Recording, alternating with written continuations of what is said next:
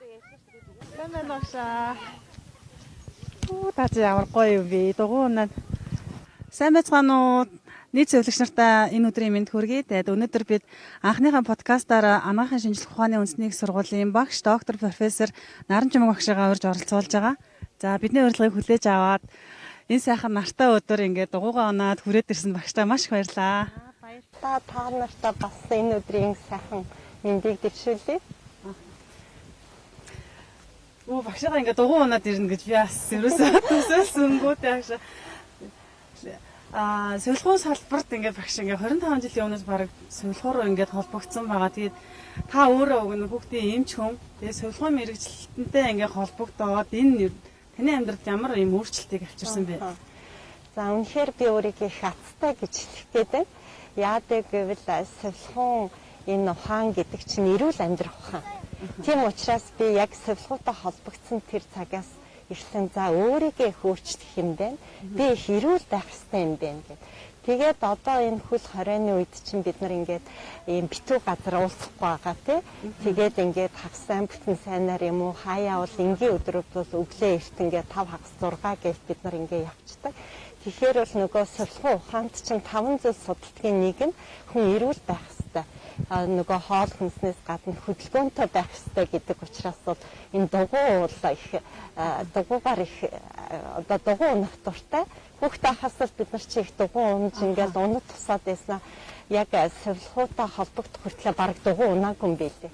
Тэгээд харин энэ гоё дугуйн замууд нэгдээд энэ гоё цэцэрлэгт хүрээсэн ингээд би болонгууд ер нь дугуй уны гэд манай 10 жилийн ангийн хүүхдүүд санал тавиад тэгээ сая ингээд гэрээсээ гараад бид нар бүр ингээд амгалангийн фриз хүрээд би нөгөө амгалангийн энэ зам жоохон хаалттай олцохоор нь өөр замаар орцсон чинь Япон Монголын эмнэлгээс бүр цаашаа идэх юм биш үү фриз чинь. Тэгээ Япон Монголын эмнэлгээ бүр цаагвар нь яваад Sky Resort-оор орж ирээ сая дугуйн замаар ороод ингээд та иддэг уулзсан да маш их баяртай. Би өөрсөө багшийг хараад баг ингээд өөрсөөс илчлээ яг үнийг хэлгээ те.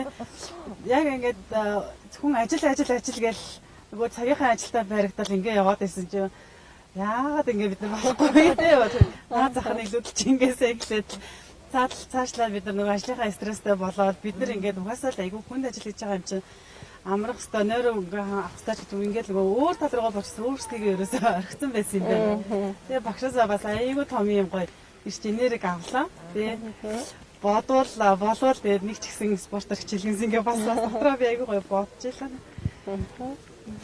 За багшаасаа одоо нөгөө сувилхуун салбарт орж ирээд 25 жилийн өндөрлөг дээрээс харахад одоо ололттой болон хэцүү сайхан талуудын та нэг ярих уу? Ингээд дурсвал тий. Би ингээд сувилхуун ярахаар ингээд хөөрөө бидэг. Сувилхуун ярахаар сувилгч нь харахаар ингээд баярлаад байдаг аахгүй бүр ингээд ярих юм айгүй их ч юм уу тий. Үнэхээр энэ бол нэг талаасаа түүх байна, нөгөө талаасаа маш их бахархал байна. 10 жил хүүхдийн эмчээр ажилласан яг анхны өдрөө би санаж байна. Тэгээд алтан цэцэг гээд мөнх цэцэг гээд дөнгөж одоо 2 жилээр төгссөн 2 сувилагч, шинэ сувилагч 70-80 өвчтөнтэй 2 тасгийн дунд нэг эмч 2 сувилагч гардаг гэсэн. Тэгээд нөгөө хоёрт өчнөө олон хүнд өвчтнүүд ирдэг. Энэ бол бүр ердөө 1985 он багтаа. Тэгэхээр айгүй хол сонсогдож байдаг. Тэгээд ингээд тэнд ангаа очиод тусал хэрэгтэй хүүхдүүд их хүнд байдаг нөгөө хоёр сувилагчтай яана би одоо ингээд тариа хийх гэсэн тусал хийх гэсэн одоо яана та хоёр маань гэсэн чинь өөртөө маш ихтэй багш эмч та бүх эмчилгээгээ л хий. Битээр яаж хийж байгаа л хий чинь та санаа зовлтгүй гэл. Би бас айгаад дараа нь ингээд хэдэн минутын дараа очиход айл хэдийнэ тусар залгагдсан нөгөө судас олдохгүй. Би тэр үед маш их сувилагч нараараа бахархаж ирсэн. Ингээд 10 жил сувилагчтайгаа ажиллаад тэднэрт нэг жоохон дунд мэрэгчлэн гэдэг үг ингээд толгойд ингээд байдаг байхгүй юу? Яагаад ингээд нэрцсэн болоо эдгээр чинь жинхэнэ мундаг хүмүүс байна гэд тэгээд хүний бодол биелдэг юм шиг яг 96 онд нөгөө эмч нарын мэрэгжил дэвшлүүлэх институтэд ажилд ороод тэгээ буцаад нөгөө сургууль руу ингээд авчилсан чинь манай жигжит цэрэн профессор маань энэ дунд мэрэгчлэнүүдийн асуудлыг бид орхичжээ. Энэ наран чинь 10 жил хүүхдийн эмч ажилласан. Тэгээд сувилагчтай их ажилласан учраас энэ энэ хүн нэр энэ дунд мэрэгчлээ харилцаа арга зүйчийн оронтой бий болго гэд. Тэгээ энэ тухайгаа би бас илүү ингээд сошиалар бас илүү түүх болгож хичээд байгаа штэ. Тэгээд тэр үед одоо ингээд 96 оноос хойш би илүү совлогч хүмүүстэй холбогдож аль сургуульд хинхэн ажилтгүй гэжсэн. Тэрнээс өмнө бас нэг хэлэх ёстой юм бол Польш улсад дээд боловсролоор төгсөж исэн. Тэгээд би эргээд тэр 2 жилээр төгсөн совлогч нарын багш нар нь ямар мундаг юм гардан техникийн ажил заасан болоо тэдний ач гавьяа ихийн гэж их бодож явдаг л да. 96 онд бол яг ингэхэд анхны бакалавр совлогч нараас одоо манай хулан багш хулан хишиг дэлгэр сүрэн багшийг солихын сургууль анх солихын багшаар ажилд авч ирсэн. Дорн говьд бол 70-тай агшин. За дархан уулд бол амар чаргал багш гэдэг юу Польш улсад төгссөн бас мундаг олон шавтай юм багш. За говь алтаад болохоор инх туул гэл юрдээ тоолчж байгаа эцтэй би барыг тоолчж байгаа байхгүй. Гэтэл өнөөдөр ингээд 25 одоо тэрнээс ч 25 жил нэр өнгөрсөн байна. Гэтэл бидний тэр үед ингээд эрдмийн зөвлөөр оруулаад маш олон асуудалд орж исэн. За совлогч хүн бол бүр эмчилгээ эрхсэн орлогч дарагтайгаа нэг төвшөнд авах хэрэгтэй гэдэг асуудал хөндөөл дээрээс нь совлогчаас магистр доктор бүтэн ингээд яг ч нөгөө совлогчтой холбогдсон юм шиг байгаа юм тий. Ингээд өнөөдөр саяхан та бүхэн харсан байх совлогын эрдмийн чуулганд ямар мундаг илтгэлүүд оров өнөөдөр гадаадд бүр магистр хамгаалсан совлогч энэ дулам сүрэн дарахны тий. За доктор хамгаалсан манай бас биш агш хулан багш байна. За Монголда анх удаа одоо төвчөө болж 2012 онд. Гэхдээ Солонгос багш чинь бас түүхтэй шүү дээ. Анх 2005 онд доктор хамгаалаад 7 жилийн дараа энэ хэрэг нь бүтсэн. Тэгэхээр зүгээр нэг өдөр олчоогоо маш олон цаг хугацаа тэгээд өнөөдөр бас совлогч нар дарга болсон байна. Саяхан нэг хувийн эмнэлэг дээр очсон чи эмнэлгийн дарга нь манай яг совлохуугаар тэ Улаанбаатар сургуулийг төгссөн охин байсан. Би бүр тэр эмч совлогч асрагч бүх хүмүүс нь тэр совлохоо эмнэлгийн даргыг ингээд бүр ингээд хүндэтгэж байгааг хараад би бүр бахархаж байлаа. Тийм доктор төрсөн байна, магистр хувийн төвийг байгуулсан байна. Тэгэхээр совлогч нарт бол маш том өөрчлөлт гарсныг хараад бол одоо шавнараараа их бахархаж байна. Анхны совлохын магистрийн удирдаад эрдмийн томчуудын зөвлөөр анхаардаг байлаа шүү дээ. Гэтэл бид нар бас эрүүл мэндийн амд совлохын мэрэгжлийн салбар зөвлөл байх ёстой. Мэрэгжил олгоноор байдаг гэхгүй дотор. Тэгээд 2001 онд яамд ажиллаж исэн Ганбат багш маань нараа агшаан совлогч нар чи их олон хүн юм байна. Сайдад зөвлөгөө өгөх эрх мэдэлтэй юм совлохын мэрэгжлийн салбар зөвлөлийг та одоо ингээ удирдаад ийм тушаалд оруулж өгье гэ. Тэгэхээр надад дандаа хүн тусалсан байгаас би өөрөө зүгээр ингээ санаачлаагүй ч гэсэндээ хүмүүс надад санаачлаад тэгээд дараа нь бид нар одоо 2019 онд манай одоо базрын амар сайхан гэ профессор маань нараа агшаа одоо бол совлохуу амгаахын боловсрол судлал нэг эрдмийн зөвлөлтэй юм байна. Одоо совлогч нар чинь маш олон доктор хамгаалсан юм байна. Тийм учраас совлохын эрдмийн зөвлөлийн дараагаар ажиллаач гээд ингээд одоо ингээд шавнар маань одоо эрдмийн зөвлөлийн гишүүн бүр дэд профессор болчихоор ч одоо би ингээ хөөрөлгүй явах юм гэдэг юм үстэй. Анх бас анхны маань доктор Солонгоо хамгаалж маш их хамгаалалттай тулгарсан гэж сонссон. Тийм. Тэгэхэд бол яг тэрнээс өмнө бол бид нар энд бол олон хүний гавьяа гэд би одоо цаашдаа бас энэ түүх нэгэнд бичигдэж үлдсэн юмыг бол сошиалаар бас тавиад явъя гэж бодож байгаа. Бараг совлогч олгож байгаа хүмүүс, совлогчаар ажиллаж байгаа хүмүүс тэрийг бараг ингээд ном болгоо биччих юм бол ердөө түүх байгаа хаана юу гэх. Тэгээд яг санаж 1996 онд одоо яг би нөгөө дунд мэрэгчлээ харилцаа арга зүйч гэж амгаахын сургуульд ингээ ажиллаж исэн чинь хин манай сургалтын авдны дарга чойжам цагш дуудаад ингээд 96 онд анхны төгссөн эмчилгээ сувилгааны арга зүйч нар хүмүүс одоо уулзна гинэ нараа хоёлаа уулзъя гэд. Тэгээд тэр хэд чинь жоохон юм сэтгэлийн эмоцтой уулзсан та бидрийг тоох байна ста сайд даргач гэдэг юм уу тий. Тэгээд багштай хоёр дарга чаагштай хоёр яриад яг тэр үед nurse pediatric nurse practitioner-аар ажиллаж исэн Интарни корпус Ребека гэдэг багшид хандаад та манай одоо энэ сувилгааны анхны арга зүйч нарт сувилгааны үйл ажиллагаа ийм юу өгөөч югдэг лээ.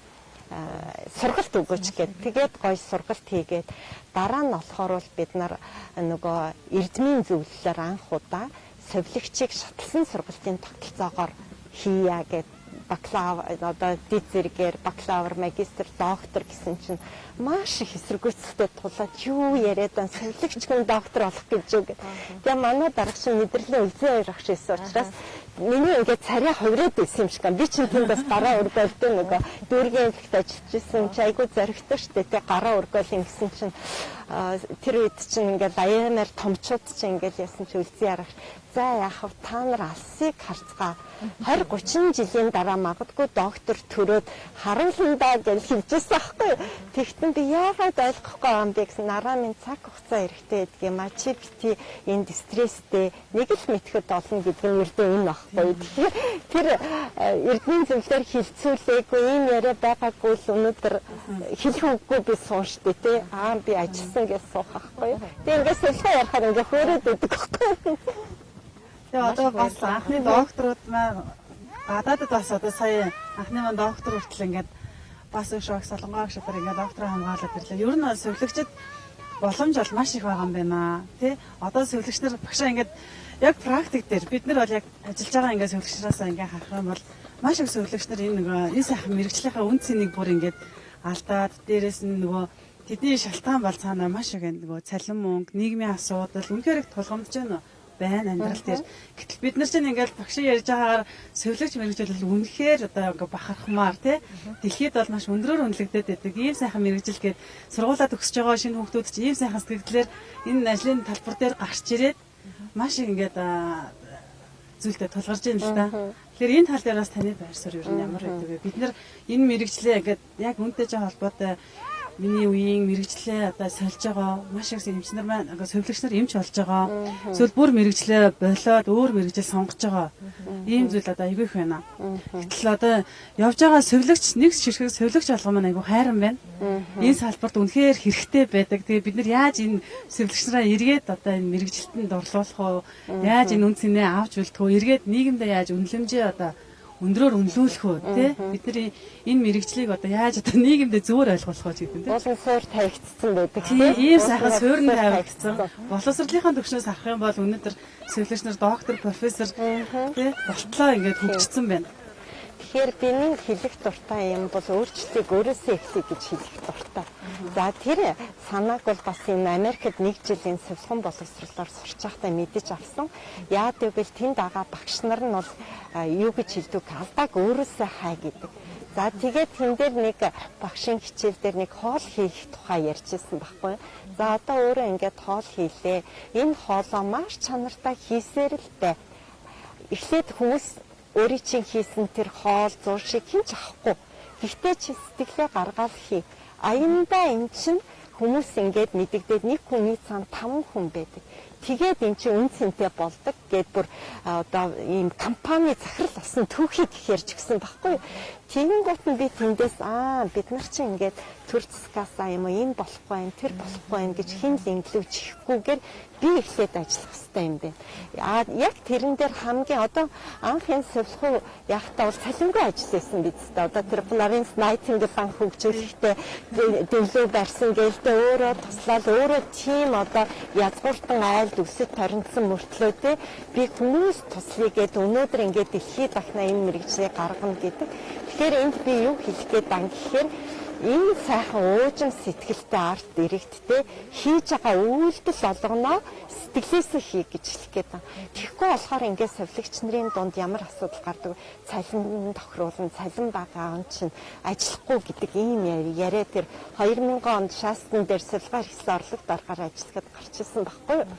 Тэгтэл бас сувилагчаа өмөөрөөл таньдаг найз нөхдүүд маш том албан тушаалтай хүмүүс иргэдтэй ингээд уулзалт хийж хахад ингээд сувилагч нар чинь ааштай сувилагч нар чинь олигтой ингээд тусламж үзүүлдэггүй гэд нөгөө талаас нь яриад байгаа байхгүй юу. Тэгэхээр одоо энэ дээр би бол ердөө энийг бол бас нэгтгэх нэг холбоо нийгэмлэг байх хэрэгтэй гэж хэлэх гээд байна. Яад бол хүн чинь ганцаараа хийгээд хүнээс урам авдаг юм байна л да. Хичнээн гоё хичээгээд цалин хөлсөн хүрхгүй байл хүн чинь шантардаг юм байна. Тэгэнгүүт энэ дээр бүр ингээд маш их тийм бодлогоо Гэхдээ энийг бол яам хийдэггүй. Төр засаг хийдэггүй. Энийг сайн дарын байгууллагууд хийдэг. Тэр нь болохоор жишээлбэл Америкийн за хулан багштайгаа би Японд бас очижээ. Солонгост бас хулан багшийг тэнд сурч байхад бол тэдний солигчийн нийгэмлэгүүдийг харсан байхгүй юу? Тэр нийгэмлэгүүд нь 2 жил тутам тэргүүн нь солигддог. Тэгэнгუутаа яг тэр оронд байгаа солигчтой холбоотой асуудлыг маш илэн далангуй яриад яг тэндээсээ ингээ тгий. Тэгээд өшөөний гоё юм нь болохоор Япон, Солонгосууд бол анх удаа энэ мундаг совлогч нараа дандаа Америкт сургасан байдаг. Гэхдээ дараа нь ингээ Японы хүмүүстэй ярихаар бид нар Америкаас суусан гэж юу ярьдаггүй. Өөрийн орны онцлогийг бий болгосон. Тэгээд бид нэг сошиал медиа дээр та нар анзаарсан бол нөгөө Монголын одоо бариа хийдэг, ээж аваа асардаг гэсэн чинь Монгол орн жинхэнэ сэлхэн шинжлэх өгжүүлэх юм байна. Бид танаа орнд оюутнуудаа аваач гэж Америкт хэлжсэн байхгүй нөгөө хоол моолоо хийдэг гэд. Тэгээд бид нар ч манай совлогч нар битгий хэлхэн болгон хоолоо идэг гэд багш нараа ураад бид нар гэр бүлээр очсон байсныг бууз хийсэн байхгүй. Тэгээд бууз хийхдээ ингээд чимхээд тэгээ манай нэг хүүхэд ингээ илтээд нэг нь ингээ өрөөд ингэсэн чи бүр баг ажил чинь та энэ чимхэлтийг хэдэн жил сурсан гэдэг ч юм уу.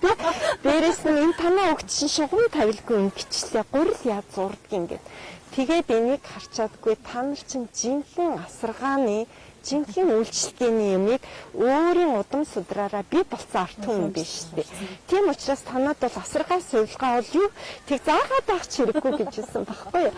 Тэгэхээр би энэ саяны болрогийнхаа асуултанд юу гэж хариулах гэдэг нь нэгдүгээрт яг энэ нийгэмлэг холбоод нь судалгаанд суурилж хаана асуудал байна уу тий. Өнөөдөр ялангуяа энэ ковид үед энэ цэвлэгч хараад үнэхээр сэтгэл өвдөж байна. Энэ одоо бид нар би одоо гадаа байгаа маскта тулдаа аваа ингээд төвчээд байна тий. Гэтэл тэр орчинд тэр юмаа хийгээ сая бас нэг судалгаан дээр хүлэрдэг усны гутал амар 0 яаж орох юм гээд. Тэгвэл яг ийм асуудлуудаар судалгаа хийгээд тэгээд цагийн ажлыг бий болгоё, цалинг ингэж нэмээ, энэ цэвлэгчийн эрүүл мэнд ингэж хохирч, нас оржин гэдэг судалгааг энэ нийгэмлэг холбоотууд нь хийхдээ шинэ цэвлэгч, туршлагатай цэвлэг, тэтгэвртэй гарсан цэвлэгч нарыг ингэх нэг нэгдмэл юм бол манай дутагдаад байна гэж хараад байна. Тэрнээс биш яам, тамга, эрүүл мэндийн хөгжлийн төв, газар, за сайд дарга нар энийг ч ойлгоцсон. Ойлгосон гэдгээд нөгөө 2 жилийн өмнө нийслэлийн эрүүл мэндийн одоо энэ бүр нийслэлийн тамгийн газраас сувилхан маш том нэг хурал оллоо штэ. Тэгээ учрал гишүүн тэрийг бас дэмжсэн байлээ. Тэгээд нөгөө орсон чинь эхний хэдийн илтгэлөө дандаа дарга нар илтгэсэн байхгүй. Намын даргал гин, хотын даргал гин дандаа сувилхуу ярьсан. Бүр сувилхуугаар өвчлсөн. Тэгээд би хэднэр байна ийм мундаг ойлголцсон. Яг энэ цаг үед нь манай сувилэгч нар юмаа л өгөх нь тутцсан юм байна. Юмаа л өгөх ёстой гэж хэлдэг. Тэгээд тэр судалгаанууд хийгдэггүй гэж юу? Үгүй яг хийгдээд нэгдгээд нэгдсэн судалгаагаа нийгэмлэг холбоотоор бэлэн юм аваачаад өгөхөд бол дэмжихэд бэлэн байгаа юм байна. Дэмжихэд бэлэн юм байна. Бүр тэгэж ойлгож ийш үдүүлээ. Тийм юмнууд нэгтгэл хэрэгтэй байгаа үстэй тийм. Тийм. Тэр огш эргээд нөгөө яг солихоороо арыг нөгөө бакалавр, диплом, магистр гэдэг ингээд айгүй олон юм шатлсан юм боловсролыг бид нар эзэмшижээ. Маш олон сэвсрийг эзэмшээд байна. Гэтэл практик дээр яг ажиллаа хийж байгаа сувилэгч нар маань нөгөө энэ шатлалууд маань ерөөсөө ялгаагүй болцдог. Бид яг адилхан төвшөнд адилхан ажиллаа хийдэг аахгүй. Тэгэхээр энэнийг одоо ер нь яг анханасаа яаж зохицуулаад тухайн шатлал тэр хариуцсан одоо магистр зэрэгтэй сувилэгч юу гэхтэй бакалавртай ямар ажил хийх юм те. Энийний ялгааг та бас сувилэгч нартай бас нэг ойлголоо дахиад. Тэгэхээр бүх юм бол боловсролоос эхэлнэ. Боловсрол сайн байж цаашаа явна. Одоо манад нэг хэдийгээр 13-4 сувилгын сургууль совлогч илтээд байгаа ч гэсэндээ энэ боловсролыг дэндүү юм нэг юу замбраагүй болгоцсон. Одоо замбраагүй гэж би хэлэх гээд байна л да. Яа тэгээд сургалт явуулахад номер 1 багшийн асуудал. Тэгэхээр хэдэн багштай сургуулиуд одоо нийгээд байгаа юм гэдэг нь. Хоёрдугаар Америкийн нэгдсэн улсад сургуулаа байгуулахдаа эмнэлэг байхаа газар сургууль байгуулдаг юм. Тэрнээс сургууль байгуулчаад эмнэлэг дээр очдгоо байхгүй юу. Одоо жишээлбэл интернет эмнэлэг анх нэгдэж байхад бас би тэдний санал тавьж ирсэн л да. Медипас эмнэлэг танах ийм гоё орчинтой болсон. Яагаад асрагчийн нэг жилийн нөгөө сургуулийн туслагчийн тэ эхний удаа ийм сургалтууд хийж болдгоо ингээд. Тэгээд Америкийн нэгдсэн улсад 1950-60-аад онд ажилгүй эмэгтэй хүмүүс голдуу хүмүүсийг эмнэлэгт ажилуулангаа энэ боловсролыг эзэмшилж ирсэн байхгүй юу. Тэгэхээр нөгөө дан онос заахгүй шүү дээ. Одоо бүр ингээд ийм цахимлан орсон юм чи хөсөн үсээгүй тийш орох гээд байна. Яагаад гэвэл ингээд заасан бүгдийн суулгаад нэг багш нь ярьдаг мардаг үе чинь ингээд ард аригцсан учраас энэ бол маш том гоё боломж. Тэгэхээр би бол одоо нөгөө сэрвлэгч бэлтэж байгаа сургуулиуд энэ дээр зөвлөгөө авахд бол дуун дээр яадаг вэ? Эний чинь нөгөө сургалтын төлөвлөгөөг хийгээд багш нарын яаж бэлддэг бүх юм туршлаган байгаа байхгүй. Америкийн нэгдсэн улсад сувлэгчид 1960-аад он хүртэл дипломын боловсролоор бэлтжижсэн. Дипломын боловсрол, диплома левел гэдэг нь юу гэсэн үг вэ гэхээр 3 жилээр яг энэ нөгөө эмэгтэй хүмүүсийг ажиллаа хийнгээ олгоод ажлын дээр нь хийжсэн байхгүй. Тэгэнгүүт Америкийн нэгдсэн улсад ер нь бол энэ сувлэгчийг дигри өгөх ёстой юм байна гээд 1970 оноос 2 жилээр дигри өгöd бэлтцсэн. Энийг би нөгөө Америкт нэг жил сурч байхдаа тэр надад маш их таалагдсан байхгүй. Яагаад гэвэл урд нь 2 жилээр сувлэгчийг бэлддэг байсан. Агуулга нь бол яг жоохон өвчнөд суурилсан гээд тэгээд сувлгын буйнаар би бол нэрээ аттай юм гэж хэлэх гээд байна. Дэлхийн эрүүл мэндийн байгууллагын үндэсний зөвлөхөөр ажилласан баггүй юу 2000 онд. Одоо энэ сувлэгч илтгэдэг сургуулиудыг өөрчилмөр байна. Яаж агуулгыг өөрчлөх вэ? Өмнө нь болохоор 2 гадаадын сувлэгч ирж ажилласан. Гэтэл гадаадын хүн Монголын тухай мэдэхгүй. Ингээд одоо гадаадын тэр Телма профессор гэх профессорууд ирэхэд нь бид нар бас ингээд хамт явж тайлбарлаж өгдөг. Тэгээ явхдаа 2 одоо сар зөвлөхөр ажиллачлаа гэд ингээд нөгөө тайлангаа бичээд орхичдаг.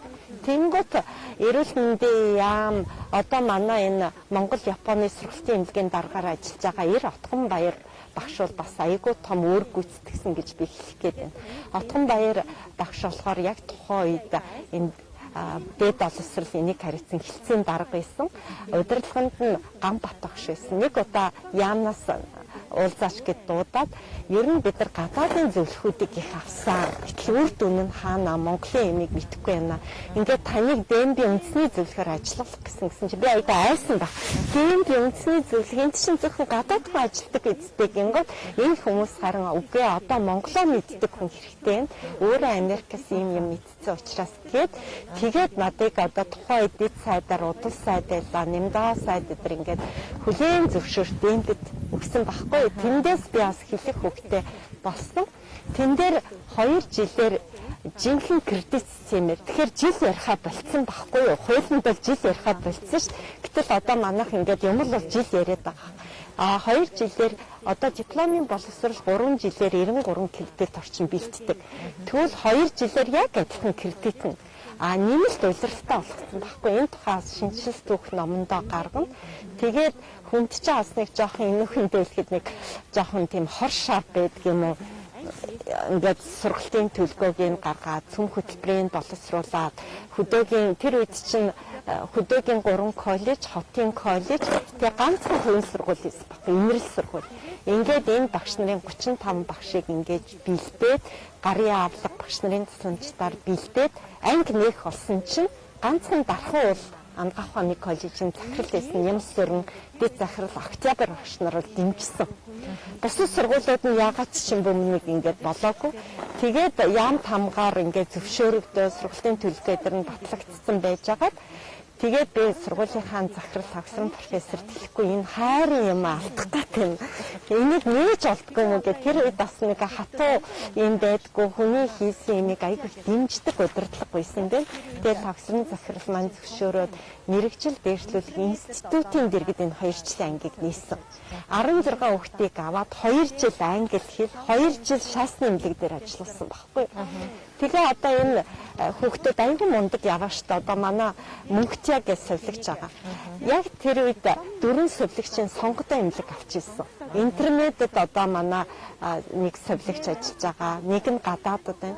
Тэгээд сонготой эмнэлгийн ли профессор дипломын тэр юг харангуйтаа шууд 4 совилогчийн ажилд аваад тэгээд хэнийг мөнгөцөөг дипломын боловсралтай байхад нь сонготойгийн сэлгээ ирсэн орлогод оролцсон байхгүй юу. Тэгээ мань хүн чинь бакалавр болоод одоо Солонгос магистрт сурч байна. Тэгэхээр нөгөө 2 жилийн сургалтаар яаж мундаг сэлгэж болох нь анзаарэгдэж байгаа юм. Харин бакалавр болонгуудаа дэд зэрэг буюу дипломын сэлгэж бакалавр зэрэг сэлгэгчийн боловсролын ялгаа ажил дээр гарах ёстой юм. Бакалаврын зэрэгтэй сэлгэгчийн удирдлага нь дипломын дэд зэрэгтэй сэлгэгчээс ажиллах ёстой. Гэтэл нөгөө ажлын ялгаа, ажлын байрны тодорхойлтыг гаргаж өгөөгүйгээс болоод яг ижлэхэн ажил хийгээд байгаа зү. Тэрнүүд чи диплом байж чи бакалавр ээж эсвэл нэг албан тушаал юм ахлах сэлгэгчдэр тавьчаад байгаа. Тэгэхээр нөгөө би тэр сошиал дээр бүр бичсэн байгаа. Тэ асрагчийг 6 сараар бэлднэ. Nursing aid. Бүр 6 сар бол бүр ингээд битүү яана гэсэн үг. Нөгөө дадлага, хийн, асаргаа, сувилгаа. Чанартай 6 сар. Ердөө чанартай 6 сар. Тэгээд шалгалт нь айгүй өндөр. Нөгөө хүний амнаас харагдсан. Хэрэг шалгалтаа өгөхгүй за ивэдэ хөрх юм гэдэггүй. Тийм учраас энэ Америкийн систем чинь чанга байхгүй юу? Дараа нөгөө нэг licensed practical nurse гэдэг нь манайхаар бол одоо совилогчийн туслах юм да 1 жилээр бэлддэг. Бас маш чанга бэлддэг. Бүр лиценз өгдөг гэхгүй 1 жилээр ажиллахын тулд. Дараа нь 2 жил. Тэгээд Америкаас нэг хамгийн их Монголдо хэрэгжүүлэх гэсэн юмны шатлсан бакалавр. Шууд 4 жилээр бакалавр төгсчгөр 4 жил чинь одоо ингээд яг дадлага хийхгүй 4 жил болцохоор нөгөө хүүхдүүд маань дадлагаасаа хүндэрчдэг. Дадлага хийхин тулд нэг багшид 4 оюут оногдох хэрэгтэй. Гэтэл одоо хэд оногдож байгаа юм лээ. Айгүй хийх юм гараад байгаа үстэй. Маш их шинжилгээ гараад. За тэгэнгүүтээ тэр бакалавр одоо шатлсан бакалаврын совилогч яагаад ийм үр дүнтэй болсон юм? Манай сургуулиуд бас зөвшөөрөөд анхны бакалавр данч харамсалтай нийнүүд хаагдсан 2 дахь удаага шантрагдаа дахиад энэ ангиа нээсэн баггүй. Тэгэхэд бол одоо манай энэ мундаг яваа багш нар байна. Давааху багш маань төгссөн, оюун цэцэг багш маань төгссөн, манай тэнхмийн нар мантах багш төгссөн. За бүх аймагуудын одоо оюун гэрэл байна те 1-р эмнэлгийн манай анхны одоо сувилахын энэ бакалаврын ангийн дарга. За оюун гэрэл бол маш чанга хатуу зарчим тэр ангийг бол нэг одоо болгож чадаад хичээлдээ маш их дуртай болгосон учраас дараагийн ангийн энэ мэрэгжил дэвшлүүлэх институтээр зөвшөөрсөн байхгүй дээ. Би оюун гэрэлтээс талархаж явдаг. Тэгээд дараа нь хотынхныг оройгоор ажиллаа хийнгээ. Ажлаас чөлөөлөгдөхгүй шүү дээ оройгоор. Дараа нь хөдөө орон нутгийнхыг болохоор 2.5 сар энд ирчээд 5 сар нутгаа өөрчлөөд дахиад 2.5 сар. Ингээд бид бодлогоор 19 аймгийн ерөнхий совилогч нарыг өнөөдөр ингэж бодлогоор бэлдсэн. Тэгэхээр нөгөө яагаад одоо манай сувилгын энд чи айгүй мундаг профессород хичээл орсон шүү дээ. Амгалан Баатар багш, Пүрвдэр багш генетикийн дэ дандаа томчууд эхлээд гайхсан багш нар. Одоо бид нар юугаа ярих энэ совилогч нарт үгүй багшийн чи амьдралын ухаан штэ танд асаргаан сувилгаа та өөрийнхөө жишээн дээр гингууд багш нар бас айгүй гоё генетикийн за галцхог гогшуул бүр ингээд нас орсны дараа асаргаа сувилгаа цогцсыг засах цогцсыг өнөөдөр совилогч зөөхөн үгүй юу айцаа яа таалах уу гэдэг маш гоё хичээл орж ирсэн баггүй. Тэгээд дараа нөгөө нэг совилогч нар маань тэр хичээлд нь маш мундаг ингээ идэвхтэй оролцдог учраас манай багш нарын чинь нэг гоё юм оюутнууд айгүй идэвхтэй байл ингээ хөөрдөг баггүй. Тэгээд олон одоо совилгын энэ шатлсан бакалаврыг төгсөх гэд энэ том эрдэмтэд бол хувь нэмрээ оруулсан. Тэд нар яагаад таалагдсан гэхээр туршлагатай байсан.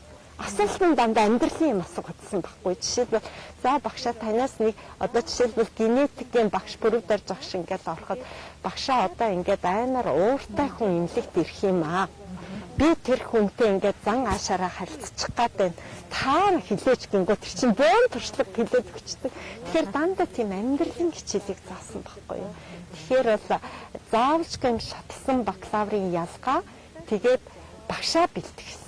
Одоо л би Монголд тухайн үед нөгөө сургуулийн багш бэлтгэхэд төвхтэй хэцүү байсан байхгүй, нөгөө магистр доктор байхгүй эмч нараа гуйдаг байсан бол өнөөдөр юу вэ? Бүгдээрээ бакалавр, магистр, доктор бүр гадаадд төгссөн учраас энэ чанартай сургалт явуулахад бол Монголд бол бүр бүх юм бэлтгэгдсэн. Одоо харин нөгөө яаж хичээлээ орох вэ? Яаж ив нэгдэлтэй заах вэ? За гадаадын оронд бол ганцхан би сургуулийн сургуулийн багшаа би улсын сургууль заана гэхгүй тэр хүн шатлаа хаач өнгөлүүлж болдог. Өөр хувийн сургуулиуд ч хичээл заах хэрэгтэй байдаг. Яа гэвэл төгсөгчд нь нэг дор очдог учраас. Тэгэхээр тэр багш илүү цалинтай болоод явчихаа. Хоёр совилогчоор ажилласан хүмүүсийг ирж ажилуулдаг. Жишээлбэл энэ бас нэг хөнгөвчлэг хэмжлэгээний нэг сургалтанд суусан байхгүй. Тэр үед дөнгөжл анх сонсч ирсэн palliative care гэдэг. Тэгсэн чинь 10 удаагийн хичээл багш хичээл заагаагүй. 10 удаа 10 эмнэлгийн яг хөнгөвчлэг хэмжлэгийн дээр ажилладаг совилогч нарыг урьсан байхгүй хичээл дээр. Тэгээд тэд нар дандаа юм түүх ярьдаг ингээд. Тэнгүүд оюутнуудтай маш гоё асуултууд асуугаад ингээд. Тэгэхээр нөгөө нэг яг эмнэлгээр ажиллаж байгаа совилогч нараа маш их дажчаад тий. Тэр агшаа одоо жишээ нь би бол дипломын боловсролтой совилогч байгаа. Гэхдээ яг энэ мэрэгчлэрээ совилогч мэрэгчлэр одоо баг 15 жил ажиллаж байна. 3 дугаар шатлалд анханасаа л ажилласан. Тэгэхээр миний хэлэх гээд байгаа зүйл юу гэхээр би нөгөө шууд ингээл бакалавр, магистр, доктор болох гэж нөгөө яардаггүй.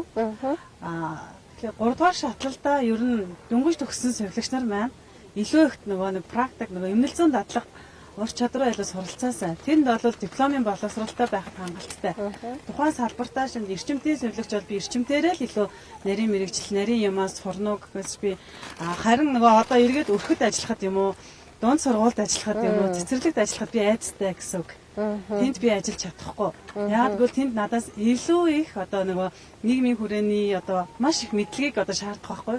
Тэгэхээр тэнд илүү нөгөө манай магистр, докторууд, бакалаврууд нь тэнд илүү одоо ур чадвараа гаргаад ажилладаг байгаасаа гэж боддоо. Энэ одоо зөв үү? Энэ дээр хараа нөгөө эмчийн ажлаас ялгаатай совилогчийн ажил бол их илүү гардан ажиллабар шаарддаг. Практик. Хичнээн доктор цол хэрэгэмтэй мөртлөө амьдрал дээр практик дээр ажилтдаг бол энэ ингээ бүтэхгүй болох юм. Энэ бол багшилж чадахгүй гэсэн үг. Тийм учраас бол өнөөдөр нөгөө магистрийн одоо нөгөө магистр болох, доктор болох гэдэг дээр дипломын боловсралтай байгаа совилогчоос авах нэг гоё анги гэдэг. Энийг харин би Америкаас бол хэрэгжүүлэх бодолтой ээж чадаагүй. Энэ яадаг гэхээр дипломын боловсралтай дисэргээр төгссөн совилогч нарыг ажлаа хийнгээ бакалаврын шууд магистр өгдөг байхгүй мэргэсэн. Яагаад энэ бодол их байнга толгойд орж ирдгүү гэхээр шаасны эмнэлэгт дээр совилгын хэрэгсэл орлог даргаар ажиллаж байхад одоо хамт ажиллаж исэн совилогч нар маань тэр үед бүгд дипломын байсан. Гэхдээ Америкийн совилогч нар тэнд бас зүрхний хавлага идраар ирдэг байхгүй. Тэгээд тэр Америкийн совилогч идэр ингээ манай дипломын совилогчийг хараад эн чинь жинхэнэ магистр, доктор совилогч шүү дээ. Энэ бүх юмыг мэддэг гэжсэн байхгүй. Боловсрол нь юм болохоос ш гээд. Тэгээд би харин яг тийм дипломын RN, BCN, MCN гэдэг энэ хөтөлбөр Монголд маш их хэрэгтэй юм байна да гэд одоо хулан багш маань төгслийн дараах сургалт хариуцсан мэрэгчлэнээр ажиллаж байгаа. Тэгээ хулан багштайгаа бас ярьдаг. Хулаа одоо ингээд дипломоор ажиллаж байгаа туршлагатай хүмүүсийг шууд бакалавр, магистр олгох хөтөлбөр боловсруулъя. Энэ хүмүүсийг яаж хүн үзэх юм? Одоо болроо жишээлбэл би цэцэрлэгт яаслалт ингээд ажиллахад хэцүү юм гэж шүү дээ. Тэгвэл тэрийг заачдаг. Эрүүл хүүхдүүд яадаг юм? Хүүхдийн өсөлт хөгжилт яах? Хүнд яаж судалгаа хийдгийг, яаж сургалт явуулдгийг гэдгийг заахад бол арга зүйн заачдаг учраас таан шиг ингэж ийм туршлагатай хүмүүс бол тэрийг дороос сурчих юм байгаа юм. Тэгэхээр энэ бол би одоо хулан багштай их найдаж байгаа. Хулан багшийн маань мөрөөдөл тэгээ хулан багштай саяхан хүртэл уцаар ярихтайс хулаа миний хийж чадаагүй энэ ажлыг чи хийчих юм бол совилогч нартай хүндтэй гавьяа байгаа л шүү. Тэрнээс доктор олчлаа. Би одоо доктор гэдэг чинь бишээ гэж хэлдэг байгаа юм. Тэгэхээр энэ бол маш чухал юм байгаас одоо дипломын боловсралтай бакалавр олъё гэхээр цаг хугацаа яах вүлээ. Тэгээ ажилласаа чөлөөлөгдөх гэл айгуу тийм байтал бүр ингээ бакалавр хийнгээ магистрийн хөтөлбөр Америкийнх байдаг байхгүй юу? Одоо багш би ингэж боддог байхгүй юу? одоо сурилгын чинь одоо бид нар чинь яг өнөөдөр бол бид нар энэ чигээ хийх гэсэн юм хийгээл яваад шүү дээ тий. Тэндээсээ илүү гарахгүй байна тий. Миний бодлоор одоо нийгмийг эрүүл байлгахын төлөө айгүй их ажиллах хэрэгтэй хүмүүс бол сувилагч юм болов гэж боддог. Энд бол юу гэдэг юм бэ гэхээр ядаж эрүүл мэндийн боловсролоо олгох тий. Энэ чиглэлээр айгүй хиймээр санагддаг. Одоо цэцэрлэгт тий. Цэцэрлэгээс нь 10 жилд нь хүн хаан байна тий. Энэ чиглэлээр жоохон ажиллавал та юу гэж бодож байна? Нэг саяхан нөгөө эрүүл мэндийн хичээл буцаж орохоор оллоо штэ. Тэгээд нэг боловсролын яамныхантай ярьж байхдаа би нэг үг хэлчихгүй одоо ингээд магистрийн зэрэгтэй бакалавр түүнээс дээш совлогч нар чинь энэ ажлыг хийдэг юм аа. Тэгээд энэ ажлыг хийхэд бүрэн боломжтой. Гэтэл дараа нь надаас нэг мэрэгчлэн нь за багшаа тэгвэл энэ совлогч нарыг шууд эрүүл мэндийн хичээл заалгадаг ийм тушаал журам гаргачихвал яасан юм бэ? Би айчихгүй юу? Хамаагүй төрч болохгүй. Уга гаргачихгүй яасан гэдэг нь дахиад бэлтгэл байхгүй тэр бага насны хүүхдүүдтэй ажиллах гэх. Тэгэхээр магадгүй хулан багш яг энэ төгслийн дараахаараа яг цэцэрлэгт ажиллах совлогхон багш нар тий ямар хичээл заах юм харах зүг гэд ингээд би болохоор тухайн үед сэтгэлийн хөдлөлөөр уулын наад ажлын чинь магистр бакалавр ийм совлогч нар хийх юм бол өнөөдөр бол нөгөө дээр үеийн эмч нарыг нөгөө сургуульд ажилладаг шүү дээ. Одоо сургуулийн эмч гэж хэлдэг. Сургуулийн эмч бол яг шүдний эмч бол ингээд амны хүндийн мөндийг эмчдэг. Тэгээ эмч хүн гэдэг бол яг хүүхдийн эмч нар ажиллавал арай өөр ээж магадгүй. Тэрнээс том хүний эмч ажиллах юм бол илүү өвцөн хүүхдүүдэд нь илүү хардаг. Тэгвэл магистрийн совлогч, бакалаврын совлогч ажиллачаар энэ хүүхдүүд сууж байгаа мó? Энэ хүүхдүүдийн 0 онгорхон байгаа мó? Энэ хүүхдүүдийг ямар сандал дээр суулгаж байгаа? Багш нь яагаад загнаад байгаа ингээд хүндлэнгээс ажиглаад сувилхан юм тэд нар зааж өгөх хэрэгтэй байхгүй юу? Гэтэл өнөөдөр 10 жилийн хүүхдийг багаас нь эрүүл байлга гэчээд 0 нь хаалттай байдаг. 0 нь хөрөлцдөггүй. Бүр хөдөө бол бүр маш мундаг тэргүүний сургууль гэсэн мөртлөө өвлийн үтэнд гадаа нойлтой. Энэ асуудлыг чинь яг шууд совлогч шийдэхгүй. Гэхдээ совлогч нийгмийн ажилтнтайгаа хамтарч энэ асуудлыг шийдэ. Совлогч хүн бол илүү яг хүнийг тэр хүүхдийг харна. Тиймгуудаа жоохон айцтай хүүхдээ совлогч анзаараад ээж аав нарыг загнах юм биш байгаа. Энэ багш загнаад ам биш байгаа гэд нөгөө түрүүн та бүхэн нөгөө дугуй унаад ирж байхад та ингээд би зөвхөн бие махбодын эрүүл мэндийг ярьсан. Тэгээд совилгын шинжилгээ бол 5 зүйлийг судалдаг юм байна. Нэгдүгээр ухамсарын хувьд. Ухамсарын хувьд буюу одоо mental health гэдэг байгаа тийм сэтгцэн. Бид нар дандаа эерэг үг хэлэх хэрэгтэй.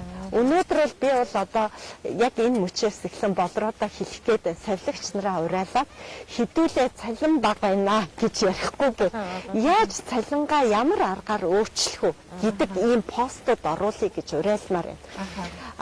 Эмч совилгч нарт хөдөө орон нутгаар лекц уншиж байхдаа асуулт асуухаар цалин бага одоо яах юм гэдэг байхгүй. Тэгэхин за хідүүлээ бодлороо цалингаа нэмүүлье гэж бодцгоё. Яг л энэ квантын физик чинь нотолчлоо шүү дээ. Нүдэнд үл харагдах юмс үзэгдлийг хүн татдаг.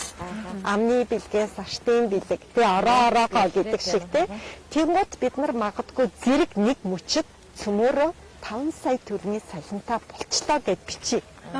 Бийлж таарах гэж би хэлэх гээд байна. Тэгэхээр тул энэ цагийн ажлыг яаж хийх вэ гэдэг юм уу те. Тэгэхээр энэ одоо хулан багш бол маш олон юм мөрөөдсөн байгаа. Гэтэ би бол хулан багш маань бас үгийн маань их гоё сонсож нөгөө анхны магистрийн ажлын удирдахжсэн болохоор багшаа яах вэ гэд асуудаг л да. Тэгээ хулан багшигаа их олон та нарын энэ асуусан асуултуудыг гол шийдэх хүн чинь яг энэ төслийн дараах сургалтын алба байхгүй юу? Дараагийн ярилцлаганд хулан багшиг ороод байна шүү. Айгуу гоё өрөөтэй болчихлоо тий. Бүх совилгч нар одоо Монголд 12,000 гаруй совилгч байгаа тийм. Бүгдээрээ хамтдаа бас нэг өдөрт яг бодлороо цалингаа нэмүүлье. Бодлороо боломжуудаа одоо өөрчлөё тий. Өөрийгөө өөрчлөе гэдэг энэ мөрөөдөлтэй болъё. Хэзээ нэгэн өдөр яг 25 жилийн өмнө багшийн ярьжсэн тэр нэг биелэгдэшгүй юм шиг тэр мөрөөдлүүд өнөөдөр аль хэдийн одоо хөрсөндөө биелэлээ олчихсан байна. Магадгүй өнөөдөр бидний цалин нэмэгдэхгүй ч бидний дараагийн бас сувилагч бэлтгэгдэж байгаа. Энэ сувилагч нар маань үнэхээр дэлхийн түвшний олон түмэндээ бас үнэлэгдэж чадах үз тийм хэмжээнд одоо хүрч чадна гэдэгт бүрэн итгэлтэй байна. Тэгээд үнэхээр одоо сайхан ярилцлага болж гэж би хувьдаа бодож байна. Айгүйх нөгөө нэг стресстэй юм шиг ингэж би бас заримдаа нийгэмд ингэж бухимдлаа илэрхийлдэг тий. Иймэрхүү гэтэл энэ бодлыг маань бүгднийг бас ингэж өөрчилж чадсан. Тэр сувилагчийн үнэлэмжийг нэмэгдүүлэх хамгийн гол зүйл цалин биш юм байна. Сувилахын үнэлэмжийг нийгэмд яаж таниулах вэ гэвэл хүн байгаа газар сувилагч байх хэрэгтэй юм байна. Хүүхэд байгаа газар л сувилагч одоо тэнд зөв мэдлэгийг, зөв одоо эрүүл мэндийн боловсролыг хүргэж чадсанаар тэр хүүхэд сувилагчийг үнэлэх юм байна. Тэр хүүхдийн ээж аав сувилагчаа үнэлнэ, эргээд одоо удирдлага, нийгэм хамт олон бүгдээрээ одоо сувилахын үнэхээр энэ хүн болгоны нийгмийн амьдралд одоо нэгж бүрд оролцоотой байх хэрэгтэй байдаг. Энэ талаас нь эхлээд бид үнэлэмжээ нэмэгдүүлэх хэрэгтэй юм байна. Тэрнийхээ дараа бид цалингаа нэмэгдүүлэх магадгүй бидний ярьсан яриаггүй тэр цалин өөрөө нэмэгдээд ороод ирэх ба тийм ээ. Тэгж бодож ин тэ энэ бол үнэхээр одоо өөр өнцөг гэж чадлаа. Тэгээ сайхан цалин гэдэг дээр нөгөө энэ гардан үйлдэл хийдэг яг хүнтэй ажилладаг учраас ингээд сарын цалин гэж яригдах ёсгүй юм байна. Цагийн цалин гэж цагаар ажиллах хэрэгтэй. Тэгэхээр Америкийн нэгдсэн улсд бол дандаа цагийн ажлыг бий болгосон баггүй. Одоо жишээлбэл та хоёр маань одоо ингээд өнөөдөр ингээд амарчин гэхэд магадгүй энэ оюуны бүтээлээ үнэлүүлээд өөр газар нэг цагаар ажиллаа. Гэхдээ яг тэр эмнэлгийн гэдэг юм уу тэр одоо совлын газар яг тэдний ажилтан шиг ажиллах ёстой. Тэрнээс биш би цагаар ажиллаж ингээд бас нөгөө сэтгэл гарах гэж байна. Яг ижлэгийн төвшөндөө одоо тэр эмнэлэг дээр Америкийн эмнэлэг дээр ингээд ажиллаж хахад энэ тэмдгийн эмнэлэгт ажилладаг совлогч нар тэнд ажил. Яг тэр эмнэлгийн совлогч шиг ханддаг. Яг цагтаа ирэл хувцас солиод нэг цаг ажиллаад цалингаа аваад яваад өгчдөг. Ингэж цалин өөрөө нэмэгддэг. Хоёрд би яагаад одоо цалингаа нэмэгдүүлэх маш их боломж ингээ урсж байгаа байхгүй юу? Жишээлбэл одоо надад одоо энд ингээд энийг сонсож байгаа совлогч нар бас боломжтой бол би чадна гэж холбогдорой бичлэх гэдэг байна. Одоо ахын дэс найз нөхөд. Тэсэлээ юм л бол найз нөхөд хүрээнд ингээд нэг хэсэг совлогоор их өвчлөлөө шүү дээ. Ямар санда манай одоо профессор Актемч Савстрын багш нараа минь чи бүр совлогоор өвчлөө. Юм л өөрөө совлого гэдэг ингээд тэгээд яг совлогч гэхээр надыг нөгөө совлоготой холбоотой байдаг учраас хүн олж өгөн, совлогч олж өгнө гэж боддог юм шиг байна. Ингээд энэ тэнд ээж аав, эмээ өвөө энэ тэрнээ нараа хангалттай цалин өгье, хүн олоод өгөөч гэхээр яг нөгөө бас олдохгүй байгаа байхгүй юу? Яг 1 цаг ажиллах уу, 2 цаг ажиллах уу, цалингаа тохирё, яг энгийн унаагаар авъя гэж маш том боломжууд байна шүү дээ. Өнөөдөр чинь нөгөө хуучин бид нар нөгөө ээж аавыгаа өөрсдөө авсар совилдог, өөрсдөө ингэдэг гэсэн л өнөөдөр бүгдээрээ завгүй болсон учраас магадгүй хин нэгэн мэрэгчлийн хүний үнэлээд тэ цалин хөлс өгөөд өөрөө 50 амгалан ажиллаа их нь илүү чухал болсон учраас би бүр энд би бол тийм завтай би чадна гэсэн тэ тэтгэвртэй гарсан юм совилогч нар бол холбогдол би айгу баян болох гэдэг байхгүй яа тэгэл ингээд найз нөхдөд уцтангууд ийм хүн байна энтэй холбогдоо энэ цагаар ажиллана гэдэг тэгэхээр цалин өөрөө аваад ирээд байгаа үстэй. Тэр учраас яг нөгөө наадтай холбоотой бас Солонгоо агшийн нөгөө докторийн ажил нь гэрийн суулгах байсан. Тэгээд тэр бол үнэхээр одоо заашгүй хэрэгтэй ийм суулгаа. Гэвтэл өнөөдөр энэ маань яг хууль эрх зүйн орчин байна уу? Маш олон сувилагч нар Facebook дээр олон нийтийн сүлжээг ашиглаад гэрийн суулгах хийнэ, гэрээр хүн асарнаа, тариа хийнэ гэдээ ингээд байгаад байдаг. Гэвтэл энэний чинь ард одоо бүр маш том хариуцлага хүний аймнаас явж байдаг. Сувилагчийг хэн хамгаалах вэ? Тэнд одоо ганцаараа явж байгаа тариагаа хийгээд алдаа хэрцэл гаргуул одоо энийг хэн хамгаалдаг? Тийм эрх зүйн орчин гэдэг зүйл нь байна уу? Уг нь бол одоо докторийн түвшинд нь энэ бол шаардлагатай гэж судлаад хамгаалсан байдаг тийм ээ. Тэр энэ дээр та сувилагчраа хамгаалаад одоо эрх зүйн талаас нь бас ямар тий. Солонгоо агшийн магистрийн ажил нь болохоор сувилгын бичиг баримт хөтлөл. Яад бол дараа нөгөө нэг айлаар явах магадгүй гэрийн асаргаа сувилгаа ихэд юм бичихгүйгээр сувилгын хөдөлмөр үнэлэгдэхгүй. Тэр үед чинь одоо надад яг эмчээр ингээд ажиллаж эхэлж явах үед бол сувилагч нар тийм ундаг тусал цус плазм хийчээд стор дээр бичих хэрэггүй байсан байхгүй. Зөвхөн одоо наадлын хуудсыг л бүгэлдэг. Тэгээд Солонгоо агшийн анхны магистрийн ажил дээр нь ер нь энэ бичиг баримт хөтлөе. Бичиг баримт та сувилгуу юм хөтөлж чадахгүй бол ямар ч асаргаа сувилгаа хийгээгүйтэй ижил гэсэн үгүүд байдаг тий. Тэгээд ингээд зөвхөн ингээд нөгөө чеклж ингэж яхаар баримтаа ингээд хөтөлсөн. За дараа нь нөгөө докторийн ажил нь болохоор одоо ингээд тэр үед бас манай ээж өдр өндөр настай байсан. Ер нь асаргаа сувилгаа, гэрийн сувилгаа эрэхтэй юм байна. Бид нар шаасан дээр ийм халамж гэдээ бас тийм сувилгааны төв байгуулсан баггүй. Тэр бол Батрэдэн дарга дэмжиж ингээд байгуулсан. Тэр бол эмнэлгээс байгуулсан. Эмнэлгээс гарсан хүмүүс рүү холбогдоод сувилагчаа явуулж исэн. Гэтэл энэ дээр бол яг саяны хэлдгээр ингээд яг сувилагч ингээ өөрөө одоо яаж очих юм гэдг нь төвөгтэй. Унааны зардал тий хол бол яаж очих юм. За одоо энэ төгжрээ ийм үед бол бас хэцүү. Хоёрт яаж салхинжуулах юм тэр одоо үнэлсэн мөнгө нь яаж орох юм гэдэг юм уу тий. Ийм бичиг баримт бол ер нь ховордуу байна гэдгээр бол энэ докторийн ажлаа хийгээд маш гоё зөвлөмжүүд гаргасан. Тэгэхээр одоо би энэ сувилагчаар яг ажиллаж байгаа сувилгуутай холбогдож байгаа хүмүүсийн магистр докторийн бүтээлийг их олж уншаасаа гिचлэх гэдэг. Одоо л үн цэнэм гарч байна.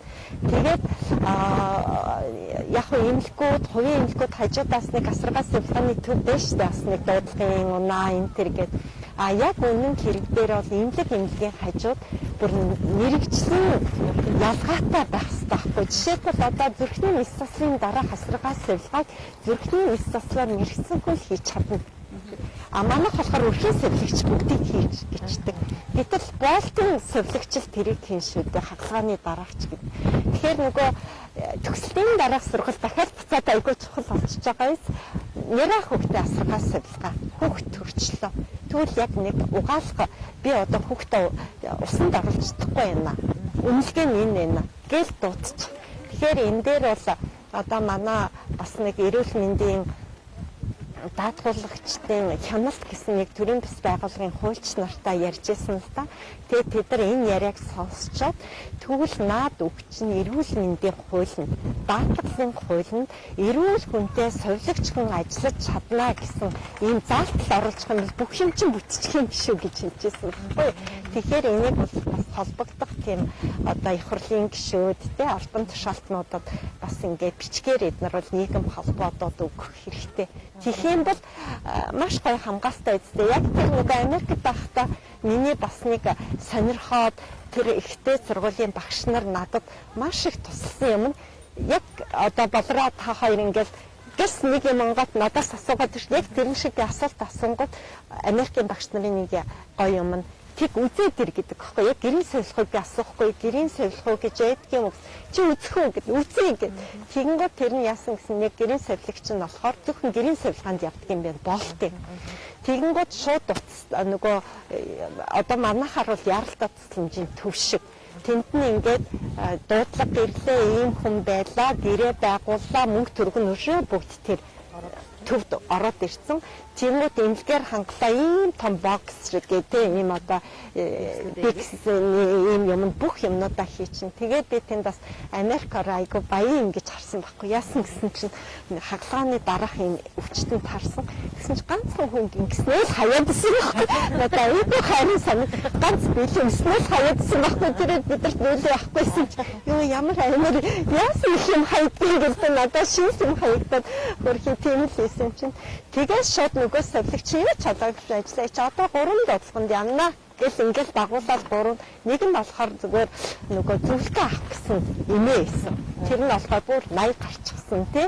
Тэгээ зүгээр сэтгэл санааны готролтой байна. Нэг хүн ирж яриач гингууд тэр сувилагч ингээд зураг зуруулаад ингээд бас 30 минут. За одоо 2 дуудлага одоо ингээд болоо миний ажил гэл цалин энэ тухай та бүхэн бас яг Америкт ямар эдэн гэдгийг манай одоо нэгдүгээр эмнэлэгт ажиллаад ерөнхий сувилагчаар ажиллаж исэн Америкт одоо ажиллаж байгаа маш мундаг албан тушаалд ажиллаж байгаа их жаргалтай яах юм бол их жаргалтай жинхэнэ үдэн тарагтахаар ярьж өгнө. Тэгэхээр сувилагч нар манаас мундаг явж байгаа юм. Тийм их жаргалагчаас би өрсөн байгаа. Өрсөлдөндөө. Ер нь бол ингээ подкаст маань бас тодорхой хэмжээгээр цувралаар явна гэж төлөвлөж байгаа. Тэгээд аль болох манай сувилагч нарт маань ямар боломж хаана байна гэдэг тийм хүмүүсийг одоо олж ярилцлага хийхийг зорж байгаа тийм. За ингээд багштайгаа ярилцах хугацаа маань бас дуусч байна. Тэгээд үнэхээр бас өгөөжтэй ийм сайхан ярилцлага боллоо гэж бодож байна. Сувилагч нартаа хандаж хэлэхэд сувилагч гэдэг мэргэжил бол үнэхээр үнцэнтэй. Энэ үнцнийг та нар минь л авч явна. Сувилагч болгон маань одоо юу чадахын түүгээрээ л та нар маань одоо нийгэмдээ одоо үр өгөөсэй гэж бас хүсэж байна. Тэгээд цаашдаа бол үнэхээр бид мэргэжлийнхаа үнцнийг хамтаараа санаа сэтгэл нийлсэн одоо ингээ багаараа тий ингээд хүн болго оролцоотой байгаасаа гэдэг утгаараа би бас нэг сувилагч роботш гэдэг групптэй дан сувилагчраа ингээд одоо урьж оруулсан байгаа. Тэгэхээр бид хамтдаа байх юм бол энэ шинжлэх ухаанаа энэ салбараа өндөр дөргөж чадах юм байна. Бидний тал үнэхээр боломж байгаа юм байна гэж бас та бүхэндээ уриалж хэлмээр байна. За маш их баярлалаа. Дараагийнхаа бас ярилцлагаараа удахгүй уулзъя гэж бодож байна. За бас үнэхээр урьж оролцохыг хүсэж байгаа хүн байвал магадгүй бид бас тэр хүнтэй очиж уулзаа та бүхнийхээ хүссэн одоо сонирхсан энэ мэдээллийг асуултыг бас асуугаад хүрэх болно. За баярлалаа. Баярлалаа. Баярлалаа. Өөрсдийг өөрөөсөө гэдэг утгыг ярианаас аягүй сайн ойлголаа. Тэгээд өөрийгөө хэлье. Нөгөө хиний 6 цагийн мэдээгээр за өөрийгөө хэлж гэдэг шиг 12 мянгуулаа нэг өдөрт нэг цагт цалингаа бүгдээрээ одоо нэмүүлье. Бүгднийх нь цалин. Тэгээ нэмсэн байна. Тий. Ингэж бодох юм бол бодол үнэхээр биелэлээ болд юм байна гэдэг. Бид нар хэлж мэдхгүй бас нэг юм. Багш маань туршлага харууллаа. За маш баярлалаа. Бодроо нэг зүгээр ингээд суужсэн чинь дахиад нэг шин санаа төрчлөө. Нөгөө Америкт байхад нэг street physician гэдэг за шууд ингээд магчлаад орчуулах юм бол гудамжны эмч гэдэг ийм гудамжинд яваа хүмүүс тусалдаг. Яг тэрэн шиг одоо бид хэд ингээд хүүхдүүд бүртэл сонирхоод ингээд хүмүүс ингээд гайхаас ингэж ш. Тэгвэл ягаад street nurse гэдэг ийм мэргэжлийг бий болгож болохгүй гэж гээд өөрөөхөө сувилагчаар ажиллаад одоо ингээд гудамжинд ингээд явж хахад магадгүй одоо нэг ээж хүүхдээ загнах юм бол ийм болохгүй шүү. Нэг хүүхдээ унах юм бол гээд тэр гудамжны эмч гэдэг энэ хүн бол ийм зөвхөн ийм том ийм зүнхтэй явдаг байхгүй. Зүнхэн дотор бүх юм байдаг. Гэхдээ яг хөө тэр гудамжны эмч гэдэг нь бол илүү нөгөө орон байр байхгүй. Америкч айгүй бас хэцүү орон шүү дээ. Орон байр байхгүй. Гудамжинд амьдардаг хүмүүс тусламж үзүүлдэг. Тэгээ дараа нь бид нар бас багтаага хамт энэ бүгд найрамд хятад ардуулсан Шиньянд хотод энэ хуралд сувахад энэ хүн илтгэлээ тавьсан байхгүй юу. Тэгээд бүр энэ нэр томьёог анх өөрөө бий болгоод бүр энийг лицензийн албаар шийдүүлээд бүр ингээд лицензтэй болсон. Албажуулсан.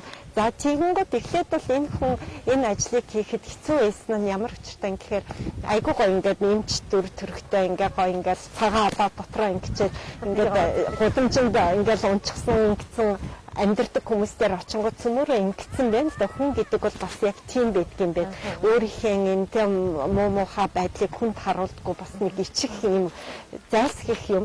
Тэнгуут за би энэ хүнд яа туслах вэ гэд өөрөө яг тийм гудамжны олсон баг. Тэр ингээд царайцсан аймаар алгаал тэ ингээд хувц хумраа аймаар алгаал нөгөө эдгээр ингээд daarаал ингээд атсанд нөгөө юмс нараар гэдэг харууллаа тэ. Тэгэнгүүт тэр дотор чин гараа зүссэн, өвдсөн, хавцсан юм хүмүүс болонгууд нь ингээд жоохон туслаад ингэсэн чинь эхлээл нөгөө эмч гэж өөрийгөө хэлээгүй. Тэгэнгүүт хүмүүс ингээд шаваал тусламж гуйгаад сүултээ ингээд тэр траншны гэдэг шиг тэр одоо гүрэн дор амьдардаг хүмүүс гэл тэр хүнийг шаваал эхлэнгүүт энэ бол Америкийн нэгдсэн улсад маш том тулгымцсан асуудал юм байна. Ингээд street physician гэдгээр өөрөө хөөцөлтөд бүр өөрөө энэ мэргэжлийг бий болгоод хүлээн зөвшөөрүүлээд бүр бэлтгээд гудамжны эмчийг тэгээд ингээд олон улсын хуралд илтгэхдээ тавингууд орныхон яг манад наадах чинь байдаг. Би наадах чи яана гэд яг бидрийг очсон жил нэг Африкийн нэг оюутан хүүхэд тэр хуралд оролцсон чинь амар сэтгэлийн хөөрөөр би ирч хүчтэй боллоо. Би эх орондоо очингуу таа гэж ингэж байсан. Яг тэрэн шиг та хэд маань бас яг тэ нөгөө бодол биелдэг бол гэхдээ нөгөө нэг хэдүүлээ нийлж нэг цаг болгон 5 сая төгрөгтэй боллоо гэчээд 1 жил өнгөрлөө, 2 жил өнгөрлөө. Ходроо юм биш үү? Бичсэн юм бол өнгөрөө шүү. Ердөө тэр бодлоо байнг тэгээд Тэгээд энэ дэлхийд дахна Эйнштейний нээсэн татцын хууль үйлчлдэг гэдгийг өвгөд дээдс маань юу гэж ярьж байлаа? Амны бэлгээс артын бэлэг, сайн явах санааны тэгээд хизээж байхгүй юу ч ахгүй гэдгүү дүүрч гисэн байгаа гэдэг ийм удамтай учраас тун удахгүй сувилагч нар маань мэрэгчлээ үнэлүүлээд тэгээд сувилагч мэрэгчлэрээ бахархах боломж байна. Үйлчлэгээ хийх хүмүүс энийг дүүрэн байх үстэй. Тэгэхээр бүгдд нь баярлалаа. Одоо намайг бас хүндэтгэж ингэж анхныхаа одоо энэ уулзалтаар ингэж урьсанд бол бас их талархаж байна. Тэгээ та хоёртаа энэ сайхан буянтай үйлс шүү. Хожны өдөр яг 25 жилийн дараа та хоёроос ингэ яриад өөрсдийнхээ шамнартаа ярих цаг тун ойрхон шүү. Цаг хугацаа чи ийм хурдан ингэ шүү дээ. За баярлалаа шүү. Тантай уулзсан чи амар юм. Айгуу гоё юм мэдээж. Гоё сайхан сэтгэл амар гоё өдөр гэж байна. Бас ойр даваагүй мэдрэмж авлаа. Баярлалаа. За баярлалаа. Баярлалаа. Баяртай.